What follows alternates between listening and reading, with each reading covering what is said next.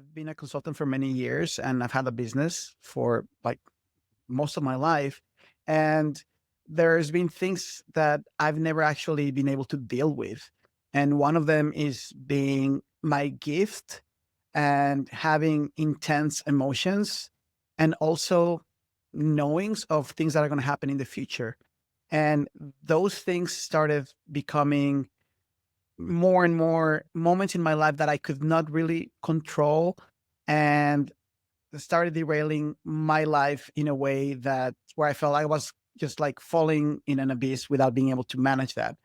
And for the longest time, I was looking for answers. So I've been dealing with therapy and with ways to hack my brain and all sorts of modalities of treatment to be able to function like a normal human being.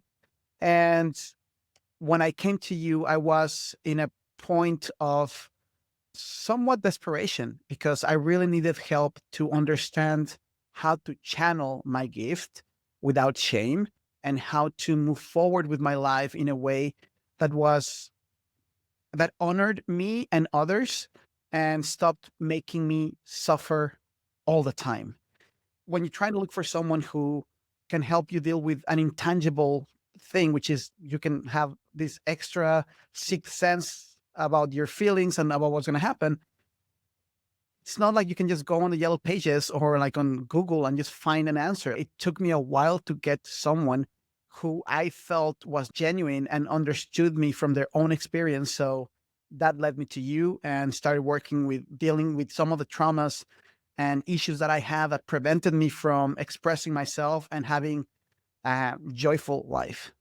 And for the viewers, what I'd like to highlight is that Cristian has claircognizant and clairsentient abilities. And I myself have clairsentience.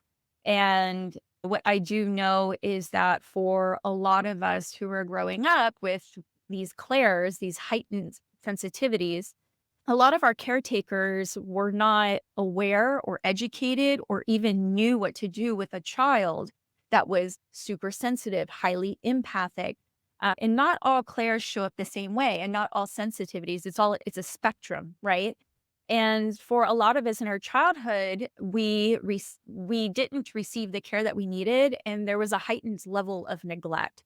And I would even go so far as to say abuse, because many of us were told we're too sensitive, that maybe we didn't have a sense of humor or we didn't have a personality because we were really, as children, not being guided on how to maneuver these energies, work through these emotions, these understandings or visuals. When we're claircognizant, we have knowings, and there's such big energies and big emotions, and we don't know how to respond to them. We don't even know how to channel them, and we don't know how to make sense of them. And I know with Christian, your childhood was very much parents who were unable to reflect or mirror back to you your experience and to hold space for it. And when you were looking to your parents at a very young age, wanting to better understand yourself and using them to co-regulate and co-experience, they were unable to hold space for you. And that created a lot of resistance and trauma within you. Absolutely.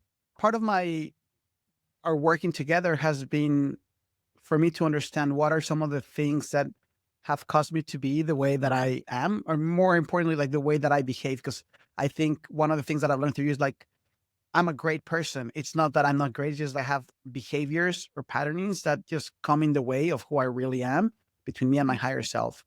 And yeah, like you said, it's hard when you're growing in an environment. And by the way, like for the most part, I felt like my parents were great people. Like they were like really open and talked about a lot of things. But when it comes to certain things, like they did not understand how to deal with me.